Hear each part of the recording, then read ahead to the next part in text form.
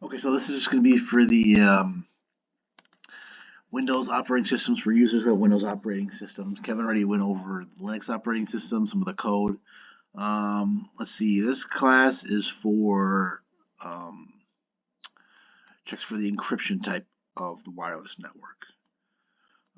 Pretty self-explanatory. This is the command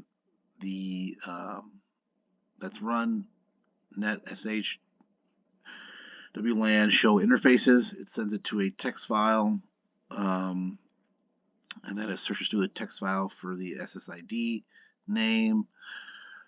It saves the SSID name, sends it to this command to get the authentication type, sends that into a text file, searches through the text file for the authentication type, and if the authentication type is current, secure, I should say, then it will alert the user that say, hey, this is great encryption here. Nothing to worry about. You're good to go. If it's old encryption or no encryption at all, it will alert the user, hey, that's kind of weird that there's no encryption. That this wireless network doesn't use any encryption for your data. So this is the encryption code. Pretty self-explanatory. Just various commands, variables. Searches through the text file for what type of encryption you use, or it's WAP2, WPA3. Yeah, pretty self-explanatory. This one I think Kevin already went over. It's just the ARP one. Checking for duplicate MAC addresses. So again, saves into a text file, searches the text file for any duplicates. And then it alerts the user, hey, yes, there's no duplicate MAC addresses, or hey, you got duplicate MAC address, probably a victim of a man-in-the-middle attack. And then I'll run some of this code for you.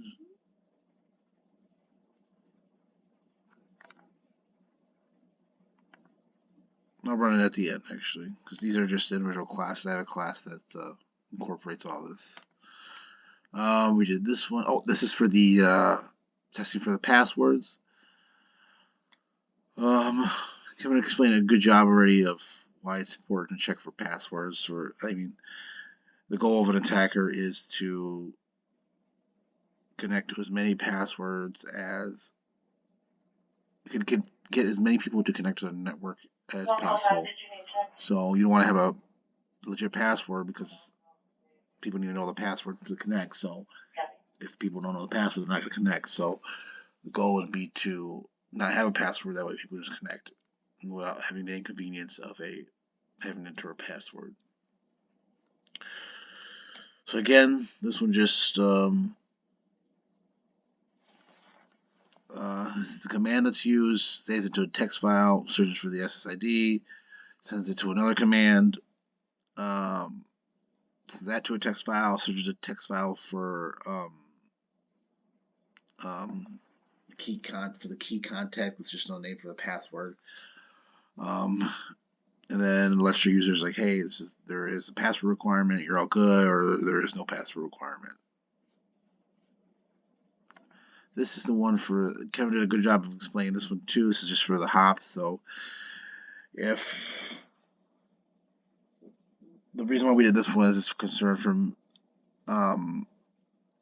man-in-the-middle attacks. So if you have to go through more than one hop to get to the wireless router, that probably means that you are a victim of like a man-in-the-middle attack, because that means the attackers, if there's more than one hops, that probably means that there are attackers in the middle, and all your packets are getting sent to the attacker instead of to the legit wireless router first. So again, pretty simple code here. You use ipconfig for the command. Searches for the default gateway IP address, and then does the tracer command, which is a pretty common command, to get the number of hops that are being used. And this class is the final class that incorporates all the other classes. And then lets the user know if the connection is secure or if they should maybe try a different network. So we'll run this real quick.